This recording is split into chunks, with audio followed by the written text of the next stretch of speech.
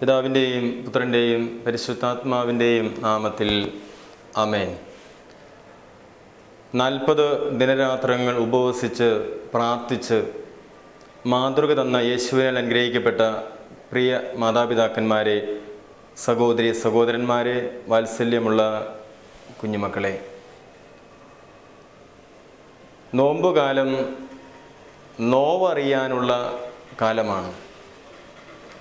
നോവറിയണമെങ്കിൽ നോവെടുത്തിരിക്കുന്നവൻ്റെ കൂടെ ആയിരിക്കണം. കൂടെയാവുക എന്ന് പറഞ്ഞാൽ കൂടപ്പിറപ്പായി മാറുക എന്ന് മാത്രം. കൂടപ്പിറപ്പാവണമെങ്കിൽ കൂടെ ജനിക്കണം. കൂടെ ജനിച്ചതുകൊണ്ട് മാത്രം ഒരുവൻ കൂടപ്പിറപ്പാകുന്നില്ല. മറിച്ച് അവൻ ഒരു സുഹൃത്താവണം, കുടുംബത്തിലെ അംഗമാകണം, കൂടുമ്പോൾ ഇമ്പം കൊടുക്കുന്നവനായി മാറണം. എന്താ ഈ പറഞ്ഞതിൻ്റെ അർത്ഥം? ഈ പറഞ്ഞതിൻ്റെ അർത്ഥം ഒന്ന് മാത്രമേ ഉള്ളൂ: കുഞ്ഞാവുക, കുഞ്ഞായി തീരുക, കരുതിയവൻ്റെ കരുതലിലേക്ക് കടന്നു വരിക, അവനോടൊപ്പം അല്പസമയം ആയിരുന്ന് അവൻ പറയുന്നത് കേട്ട് മാനസാന്തര അനുഭവത്തിലൂടെ ആസക്തികളാൽ കലുഷിതമായ പഴയ മനുഷ്യനെ ഉരിഞ്ഞു മാറ്റി പുതിയ വ്യക്തികളായിട്ട് മാറുക. അതാണ് നോമ്പിൻ്റെ ഏറ്റവും വലിയ സന്ദേശം എന്ന് പറയുക. മനുഷ്യൻ ഇന്ന് ഒത്തിരിയേറെ തിരക്കിലാണ്. ഈ തിരക്കിനിടയിൽ ഭാര്യ ആഗ്രഹിക്കുന്നു തന്നോടൊപ്പം തിരക്കൽപ്പം ഒന്ന് മാറ്റിവെച്ച് ഭർത്താവ് ആയിരുന്നെങ്കിൽ എന്ന്. ഭർത്താവ് ആഗ്രഹിക്കുന്നു എപ്പോഴും തിരക്കുള്ള ഭാര്യ ഈ തിരക്ക് അല്പം ഒന്ന് മാറ്റിവെച്ച് തന്നോടൊപ്പം ആയിരുന്നെങ്കിൽ. മക്കൾ ആഗ്രഹിക്കുന്നു തങ്ങളെ സ്നേഹിക്കുന്ന, തങ്ങൾക്ക് വേണ്ടി അധ്വാനിക്കുന്ന തങ്ങളുടെ പ്രിയപ്പെട്ട മാതാപിതാക്കൾ അല്പസമയം തിരക്കൊക്കെ മാറ്റിവെച്ച് തങ്ങളോടൊപ്പമായിരുന്നെങ്കിൽ. മാതാപിതാക്കൾ ആഗ്രഹിക്കുന്നു തങ്ങളിൽ നിന്ന് ദൂരെയായി തിരക്കിലായിരിക്കുന്ന മക്കൾ തിരക്കൊക്കെ മാറ്റിവെച്ച് അല്പസമയം തങ്ങളോടൊപ്പം ആയിരുന്നെങ്കിൽ. മക്കളുണ്ടെങ്കിലും മക്കളില്ലാത്തവരെ പോലെ കഴിയുന്ന മാതാപിതാക്കളുടെ സംഖ്യ ഇന്ന് വർദ്ധിച്ചു വരികയാണ്. മാതാപിതാക്കൾ ഉണ്ടെങ്കിലും മക്കളില്ലാത്തവരെ പോലെ ജീവിക്കുന്ന മക്കളുടെ സംഖ്യ ഇന്ന് വർദ്ധിച്ചു വരികയാണ്. എല്ലാവരും ആഗ്രഹിക്കുന്നത് ഒന്ന് മാത്രം: ഈ തിരക്കൊക്കെ ഒന്ന് മാറ്റിവെച്ച് അല്പസമയം സ്നേഹിക്കുന്നവരുടെ കൂടെ ആയിരിക്കുവാൻ എല്ലാവരും ഒന്ന് പരിശ്രമിച്ചിരുന്നെങ്കിൽ. ഇന്ന് മാതാപിതാക്കളൊക്കെ പറയുന്ന ഒരു കാര്യമുണ്ട്: ഈ ലോകത്തിൽ ഞങ്ങൾ ഈ തിരക്കിലായിരിക്കുന്നത് മക്കൾക്ക് വേണ്ടിയാ. പ്രിയ മാതാപിതാക്കളെ, ഈ മക്കൾക്കൊരു അവകാശമില്ലേ? തങ്ങളുടെ മാതാപിതാക്കൾ അധ്വാനിക്കുന്നത്, തിരക്കിലായിരിക്കുന്നത് തങ്ങൾക്ക് വേണ്ടിയാണെന്ന് അറിയുവാനുള്ള അവകാശം അവർക്കില്ലേ? നോമ്പിന്റെ ചൈതന്യം എന്ന് പറയുന്നത് ഈ തിരക്കൊക്കെ ഒന്ന് മാറ്റിവെച്ച് തമ്പുരാനോട് കൂടെ ഇരുന്ന്, സ്നേഹിക്കുന്നവന്റെ കൂടെ ഇരുന്ന്, അവൻ നമ്മോട് പറയുന്ന വചനങ്ങൾ കേട്ട് നമ്മെ തന്നെ ഒന്ന് വിലയിരുത്തി മാറ്റം വരുത്തുക എന്ന സന്ദേശമാണ് തരിക. ആരോ പിറുപിറുത്തു. ഈ തിരക്കുള്ള സംസ്കാരത്തിൽ ഇടിച്ചു കയറിയെങ്കിൽ മാത്രമേ പിടിച്ചു നിൽക്കാൻ കഴിയൂ.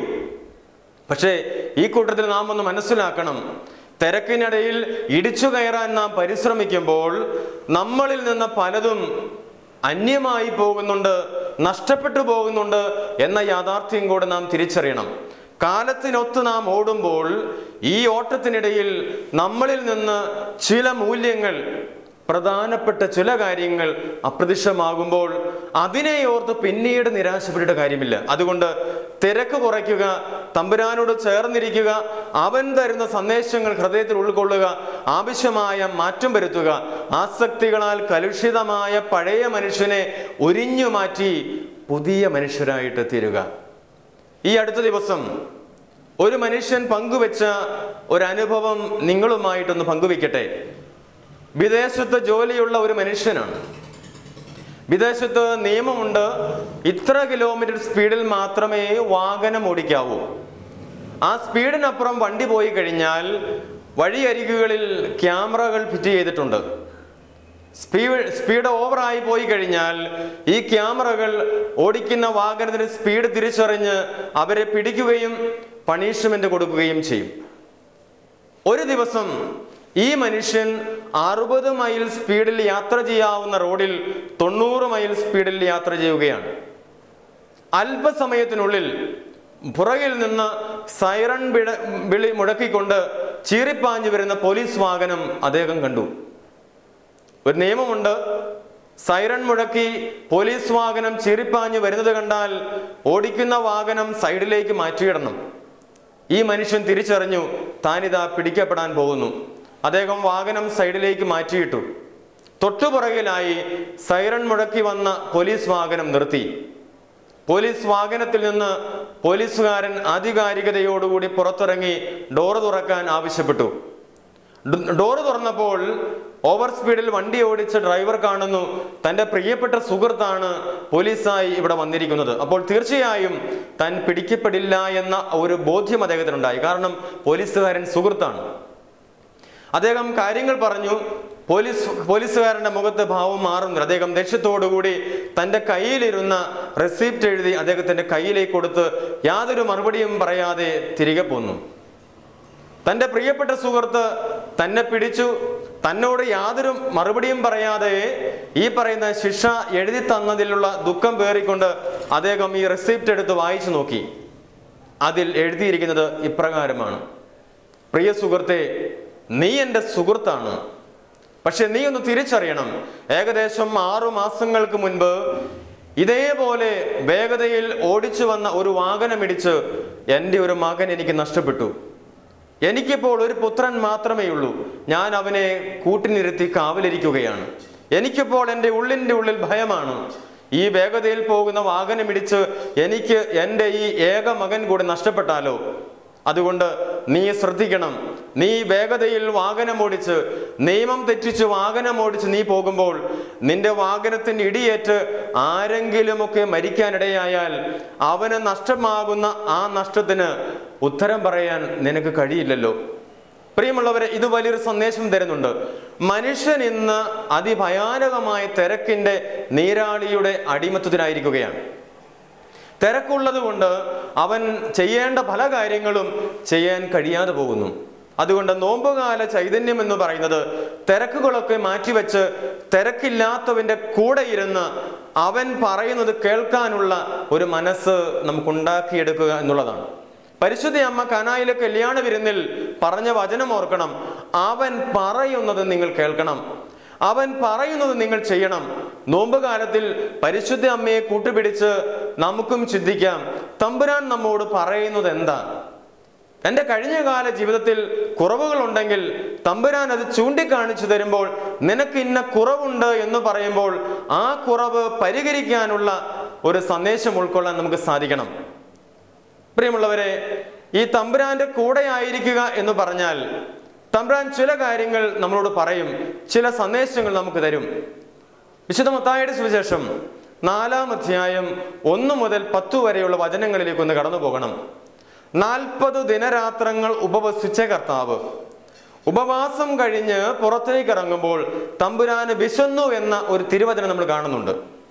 അവന് വിശന്നു കഴിഞ്ഞപ്പോൾ പ്രലോഭകൻ അവന്റെ അടുക്കിലേക്ക് നടന്നു വരുന്ന ഒരു ചിത്രം നമ്മൾ കാണുന്നുണ്ട്. ഇവിടെ ഞാൻ ഇപ്രകാരം ഒന്ന് ചിന്തിക്കുകയാണ്: 40 ദിനരാത്രങ്ങൾ തമ്പുരാൻ ഉപവസിച്ചപ്പോൾ അവനെ പ്രലോഭിപ്പിക്കാതിരുന്ന പ്രലോഭകൻ ഈ ഉപവാസം കഴിഞ്ഞ് പുറത്തിറങ്ങിയപ്പോൾ ബിഷപ്പ് എന്ന പ്രലോഭനവുമായി കടന്നു വരുവാനുള്ള കാരണമെന്ത്? ഞാനതിനെ ഇപ്രകാരം ഒന്ന് വ്യാഖ്യാനിക്കാൻ പരിശ്രമിക്കുകയാണ്. അപ്പൻ്റെ കൂടെ ഇരുന്ന് പ്രാർത്ഥിക്കുമ്പോൾ, അപ്പൻ്റെ കൂടെ ഇരുന്ന് ചിന്തിക്കുമ്പോൾ മകന് പ്രലോഭനമുണ്ടായാൽ ആ പ്രലോഭകനെ ഓടിച്ചകറ്റാൻ അപ്പൻ തീർച്ചയായിട്ടും പരിശ്രമിക്കും. മകനെ പ്രലോഭനത്തിന് അടിമപ്പെടാൻ ഈ സ്നേഹനിധിയായ അപ്പൻ തയ്യാറാവില്ല. ഇവിടെ 40 ദിനരാത്രങ്ങൾ അപ്പനോടൊപ്പം പുത്രനായ ഈശോ ഉപവസിക്കുമ്പോൾ പ്രലോഭകനെ ഓടിച്ചു മാറ്റാൻ അപ്പൻ തൻ്റെ ഇടം കാണിച്ചിരുന്നു. എന്നാൽ അപ്പനിൽ നിന്ന് പുത്രൻ മാറ്റപ്പെട്ട നിമിഷം പ്രലോഭകൻ ബിഷപ്പ് എന്ന ആഗ്രഹവുമായി അവന്റെ മുന്നിലേക്ക് കടന്നു വന്നു. എന്നാൽ നാം കാണേണ്ട ഒരു തിരുവചനം ഇതാണ്: തൻ്റെ ഉള്ളിൽ ദൈവം നിക്ഷേപിച്ച തിരുവചനം ഉപയോഗിച്ച് പുത്രൻ പറഞ്ഞു, സാത്താനെ ദൂരെ പോകുക. അപ്പൻ കൊടുത്ത മാതൃക, അപ്പൻ പഠിപ്പിച്ച കാര്യങ്ങൾ ജീവിതത്തിലൂടെ പ്രാവർത്തികമാക്കുന്ന പുത്രന്റെ സന്ദേശമാണ് നമ്മളോട് കാണുക. പ്രിയമുള്ളവരെ, അപ്പനോടൊപ്പം പുത്രനോടൊപ്പം ഈശോയോടൊപ്പം ഈ 40 ദിനരാത്രങ്ങൾ, ഈ 50 നോമ്പിലൂടെ നാം കടന്നു പോകുമ്പോൾ, അവനോടൊപ്പമായിരിക്കുമ്പോൾ പ്രലോഭനത്തെ അതിജീവിക്കുവാനുള്ള മരുന്ന് അവൻ നമുക്കായി തരുമെന്നുള്ള തിരിച്ചറിവിലേക്ക് നാം കടന്നു വരണം. ഇനി രണ്ടാമതായി, തമ്പുരാന്റെ കൂടെ ഇരുന്നാൽ തമ്പുരാൻ നമ്മളോട് എന്തു പറയും? വിശുദ്ധ മത്തായിയുടെ സുവിശേഷം 10-ാം അധ്യായം 1-2 വാക്യത്തിലേക്ക് നമ്മൾ കടന്നു പോകണം. തൻ്റെ പ്രിയപ്പെട്ട ശിഷ്യന്മാരെ കൂട്ടിക്കൊണ്ട് മലയിലേക്ക് പോകുന്ന കർത്താവ്, മലയിലെത്തിയ അപ്പസ്തോലന്മാർക്ക് അവൻ അധികാരം കൊടുത്തു. പിശാചുകളെ പുറത്താക്കാൻ, രോഗികൾക്ക് സൗഖ്യം കൊടുക്കാൻ അവൻ അധികാരം കൊടുത്തു. അതെ, നോമ്പിന്റെ കാലഘട്ടങ്ങളിൽ തിരക്ക് മാറ്റിവെച്ച് തിരക്കില്ലാത്തവന്റെ കൂടെ ആയിരിക്കാൻ നാം പരിശ്രമിക്കുമ്പോൾ അവൻ ചില അധികാരങ്ങൾ നമുക്ക് തരും. പിശാചുകളെ പുറത്താക്കാൻ, രോഗികൾക്ക് സൗഖ്യം കൊടുക്കുവാനുള്ള അധികാരം ക്രിസ്തു ശിഷ്യൻ എന്ന നിലയ്ക്ക് നമുക്ക് അവൻ നൽകും. പ്രിയമുള്ളവരെ, തമ്പുരാനോട് ചേർന്നിരുന്നെങ്കിൽ മാത്രമേ അവന് അധികാരം തരാൻ സാധിക്കൂ. വിശുദ്ധ യോഹന്നാന്റെ സുവിശേഷം 3-ാം അധ്യായം 17-ാം വാക്യത്തില് നാം ഇപ്രകാരം വായിക്കുന്നു: ദൈവം തന്റെ പുത്രനെ ലോകത്തിലേക്ക് അയച്ചത് ആരെയും ശിക്ഷയ്ക്ക് വിധിക്കാനല്ല, പിന്നെയോ പുത്രൻ മൂലം രക്ഷയിലേക്ക് കൊണ്ടുവരാനാണ്. എന്നാൽ ഇന്ന് മനുഷ്യൻ സ്വയം ശിക്ഷ ഏറ്റുവാങ്ങുകയാണ്. എന്താ കാരണം? തമ്പുരാന്റെ കൂടെ ഇരുന്ന് അവൻ നൽകുന്ന അധികാരം സ്വീകരിക്കാതെ, തമ്പുരാനിൽ നിന്ന് മാറി നടന്ന്, തമ്പുരാൻ ആഗ്രഹിക്കാത്ത നാം ആഗ്രഹിക്കുന്ന കാര്യങ്ങൾ സ്വയം ചെയ്ത് സ്വയം ശിക്ഷ നാം വരുത്തി വയ്ക്കുകയാണ്. സ്വയം ശിക്ഷ നാം വരുത്തി വയ്ക്കാതിരിക്കണമെങ്കിൽ പ്രിയമുള്ളവരെ, നാം ചെയ്യേണ്ട പ്രധാന കാര്യം തിരക്കില്ലാത്തവന്റെ കൂടെ ഇരുന്ന് അവൻ നൽകുന്ന അധികാരം ഉപയോഗിച്ച്, അവൻ പറയുന്ന വചനത്തിന്റെ ശക്തിയാൽ പിശാചുകളെ പുറത്താക്കാൻ, രോഗികൾ സൗഖ്യം കൊടുക്കാൻ നമുക്ക് സാധിക്കണം. പ്രിയമുള്ളവർ, ഇന്ന് വ്യാജന്മാരുടെയും അപരന്മാരുടെയും ഒരു കാലഘട്ടത്തിലാണ് നമ്മൾ ജീവിക്കുന്നത്. എന്തുകൊണ്ട് വ്യാജന്മാരുണ്ടാകുന്നു? എന്തുകൊണ്ട് അപരന്മാരുണ്ടാകുന്നു? ഇപ്പോൾ യൂണിവേഴ്സിറ്റിയൊക്കെ ഒരു നിയമം കൊണ്ടുവന്നിട്ടുണ്ടല്ലോ, ഇത്ര % അറ്റൻഡൻസ് ഇല്ലെങ്കിൽ പരീക്ഷയ്ക്ക് ഇരുത്തുകയില്ല. എന്താ ഇതിന്റെ അർത്ഥം?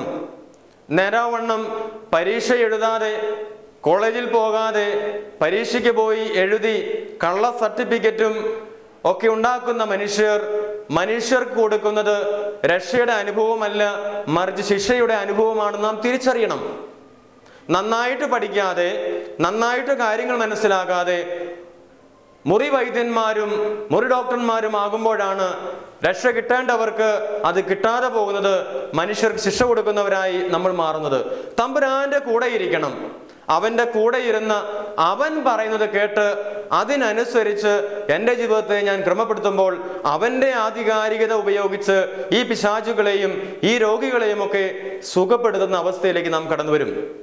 ഇനി അവന്റെ കൂടെ ഇരുന്ന് അവൻ തരുന്ന അധികാരം നാം ഉപയോഗിച്ചാൽ നമുക്ക് എന്ത് സംഭവിക്കും? വിശുദ്ധ ലൂക്കായുടെ സുവിശേഷം 10-ാം അധ്യായം 17-ാം വാക്യത്തിലേക്ക് ഒന്ന് കടന്നു വരിക. തമ്പുരാൻ നൽകിയ അധികാരം സ്വീകരിച്ച് ലോകത്തിന്റെ വിവിധ ഭാഗങ്ങളിലേക്ക് പോയ ശിഷ്യ സമൂഹം തിരുവചനം ഉപയോഗിച്ച് പിശാചുക്കളോട് പുറത്തു പോകാൻ പറയുമ്പോൾ അവിടെ അത്ഭുതം നടക്കുന്നു, രോഗസൗഖ്യങ്ങൾ നടക്കുന്നു. തമ്പുരാന്റെ വചനം സജീവവും ഊർജ്ജസ്വലവുമാണ്. അവന്റെ വചനത്തിന് മാറ്റമില്ല. അവന്റെ അധികാരം ഉപയോഗിച്ച് ഈ പറയുന്ന പിശാചുകളെ പുറത്താക്കാൻ നാം ആജ്ഞാപിച്ചാൽ തീർച്ചയായിട്ടും അവിടെ അത്ഭുതങ്ങൾ സംഭവിക്കും. ഇനി ഇതിലൂടെ തമ്പുരാൻ എന്താ കിട്ടുന്നത്? വിശുദ്ധ ലൂക്കായുടെ സുവിശേഷം 10-ാം അധ്യായം 21-ാം വാക്യം: അത്ഭുതങ്ങൾ പ്രവർത്തിച്ച് തിരികെ വരുന്ന ശിഷ്യ സമൂഹം നടന്ന കാര്യങ്ങളൊക്കെ തമ്പുരാനോട് പറയുമ്പോൾ തമ്പുരാൻ എന്തു ചെയ്തു? പരിശുദ്ധാത്മാവിൽ അവൻ ആനന്ദിച്ചു. അതേ പ്രിയമുള്ളവരെ, അവനോട് ചേർന്നിരുന്ന് അവൻ നൽകുന്ന അധികാരം ഉപയോഗിച്ച് പിശാചുകളെ പുറത്താക്കാൻ നാം പരിശ്രമിക്കുമ്പോൾ, അവിടെ അത്ഭുതങ്ങൾ നടക്കുമ്പോൾ തമ്പുരാൻ ആനന്ദിക്കുന്ന ഒരവസ്ഥയിലേക്ക് കടന്നു വരും. ഒരു ഗുരുനാഥൻ ഏറ്റവും കൂടുതൽ സന്തോഷിക്കുന്നത് എപ്പോഴാണ്? തൻ്റെ പ്രിയപ്പെട്ട ശിഷ്യൻ താൻ പറഞ്ഞു കൊടുത്ത കാര്യങ്ങൾ കൃത്യമായി നടപ്പിൽ വരുത്തുമ്പോൾ ഗുരുനാഥൻ സന്തോഷിക്കുന്നു. അതേ പ്രിയമുള്ളവരെ, നമ്മുടെ ഗുരുനാഥനായ കർത്താവ് സന്തോഷിക്കണമെങ്കിൽ അവൻ പറയുന്ന കാര്യങ്ങൾ കൃത്യമായി ചെയ്ത് തിരക്കില്ലാത്തവന്റെ കൂടെ ഇരുന്ന് അവൻ്റെ വചനം കേട്ട് ആവശ്യമായ മാറ്റം വരുത്തി നല്ലവരായിട്ട് തീരുമ്പോഴാണ്. പൗലോസ് പറയുന്നുണ്ടല്ലോ, നിങ്ങളിലെ ആസക്തികളാൽ കലുഷിതമായ പഴയ മനുഷ്യനെ ഉരിഞ്ഞു മാറ്റി പുതിയവരായിട്ട് മാറണമെന്ന്. അതേ പ്രിയമുള്ളവരെ, തിരക്കിൽ നിന്നും മാറി തിരക്കില്ലാത്തവരിലേക്ക് നമുക്ക് ചെല്ലാം. അവൻ്റെ കൂടെ ഇരുന്ന് അവൻ്റെ സാക്ഷികളായിട്ട് മാറാം. അതിനുള്ള അനുഗ്രഹങ്ങൾ ഈ 50 നോമ്പിലൂടെ 40 ദിനരാത്രങ്ങൾ ഉപവസിച്ച് പ്രാർത്ഥിച്ച് പിശാചിനെ പുറത്താക്കി ഈശോ നമ്മെയും അനുഗ്രഹിച്ച് ആശീർവദിക്കുമാറാകട്ടെ. നിത്യം പിതാവും പുത്രനും പരിശുദ്ധാത്മാവുമായ സർവേശ്വര എന്നേക്കും. ആമേൻ.